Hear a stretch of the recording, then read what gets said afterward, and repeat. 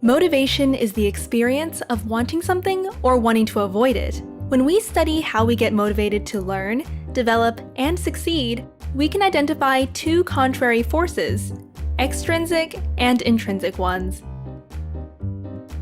On the one hand, we want to belong, desire to be loved, and seek to get the attention we think we deserve.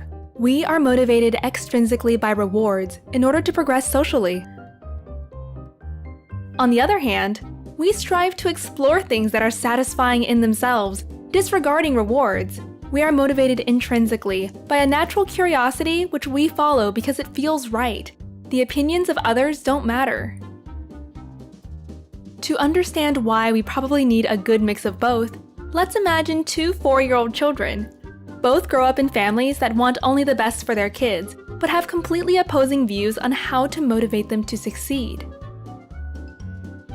Tom's parents believe that all their boy needs is love. To not undermine his intrinsic interests, they never praise him or use rewards. Eventually, they decide not to give him any feedback at all, fearing it could corrupt his free mind. Over the years, Tom develops an immense capacity to imagine, spending most of his time playing by himself.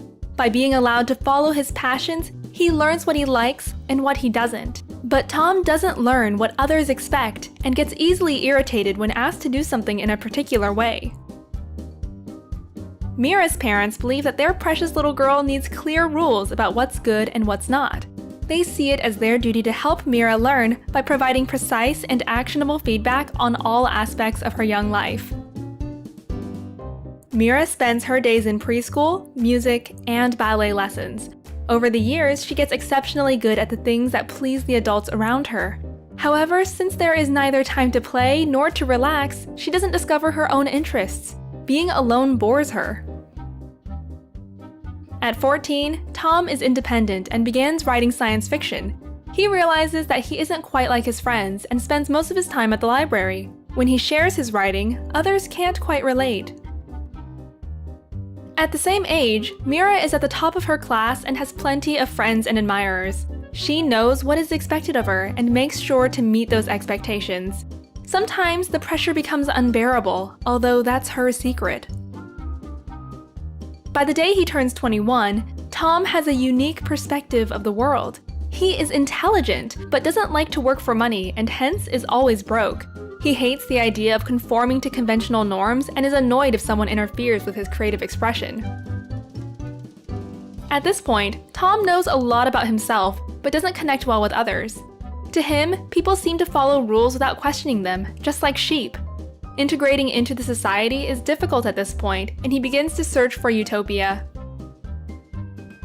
Mira makes it into a top medical school where she realizes she'll never be top of the class again. Once that place seems out of reach, her motivation drops and she wonders if medicine actually interests her. Since quitting is no option, she takes up a second major and runs for student council president.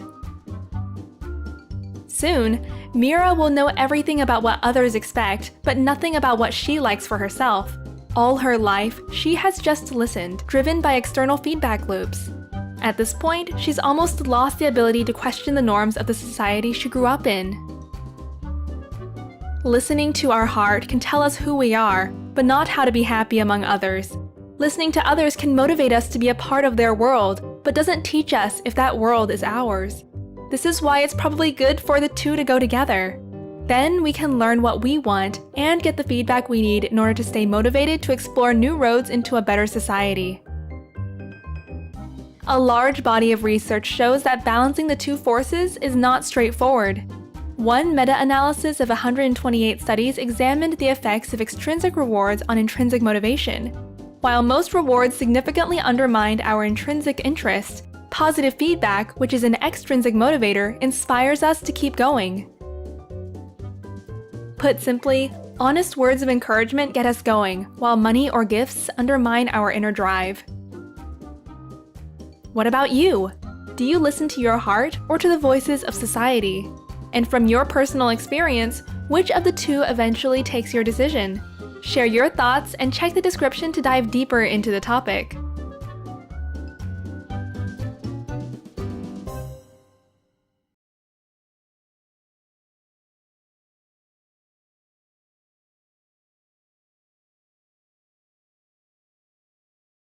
Sprouts videos are published under the Creative Commons license.